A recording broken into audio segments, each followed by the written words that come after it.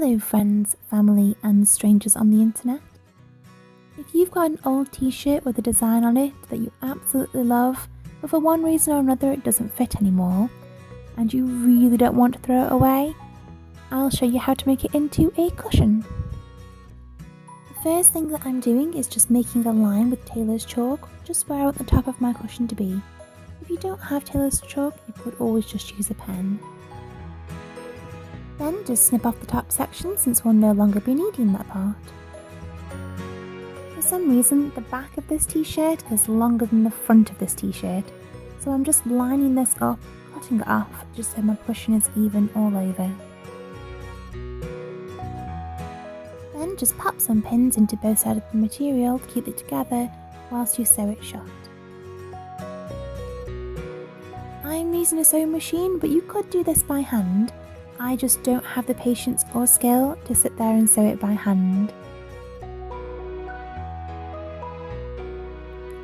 I know sewing machines can seem quite intimidating at first, and I put off getting one for years because I had no idea how to use them, but I do absolutely recommend every crafter get one. I bought this one, the Brother LS14 model from Amazon, and I think it was £69, and it is so easy to use. Plus, there's nothing you can't learn from YouTube.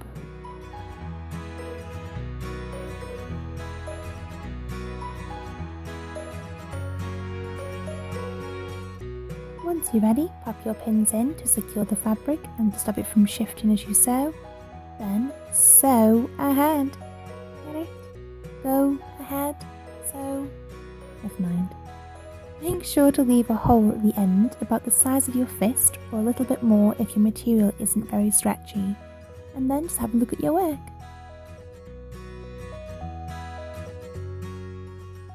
If, like me, you've not double checked to see how slanted the line you drew was, you may need to run your shirt through the sewing machine a few more times just until you've perfected that shape.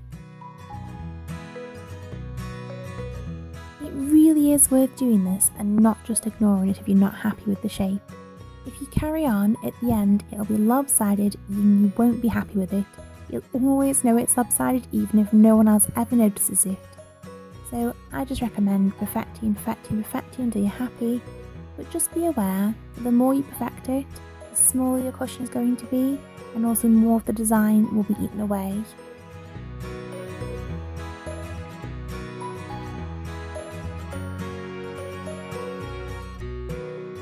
Finally, you can turn it back the right way in through the little hole that you left.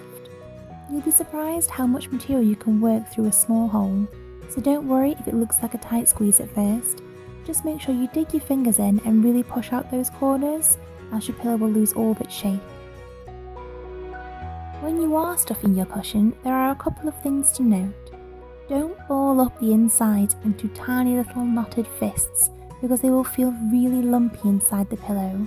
But also, don't just stuff a huge wad inside it either, because that will make your pillow feel uneven. I always find it's better to rip the stuffing into wispy segments and then stuff them inside individually. Move them around as and where the pillow needs filling out. The cotton stuffing is really easy to mould and sculpt as you need it to, and again make sure that you push them right into the little corners to fill them out.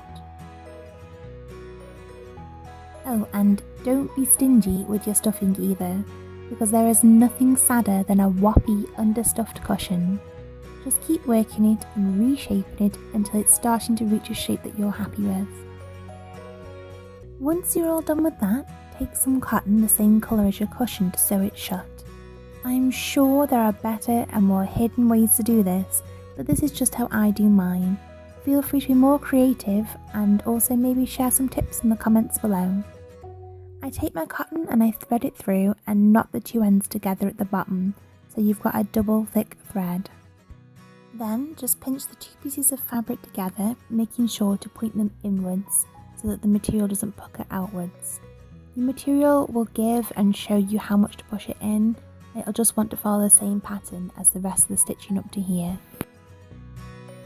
I pass the needle through the two sides, and then as I'm pulling the stitch through, I pass my needle through the loop it's making and then pull it tight. I found this to be a really strong stitch, which is what I wanted for this cushion.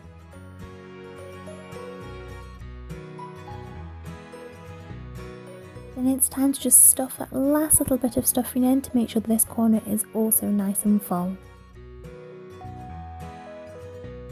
Once you've stitched all the way to the end, you can tie a knot into the cotton, but I tend to just cut the thread loose and tuck the loose ends inside the cushion. Once that's all done, I give it a little squidge around the edges, just working the cotton stuffing to make sure it all looks thick and full and well shaped. And then that's it, you're done. If you like this video, feel free to give it a thumbs up or subscribe for more little videos from me. But until then, I'll see you next time.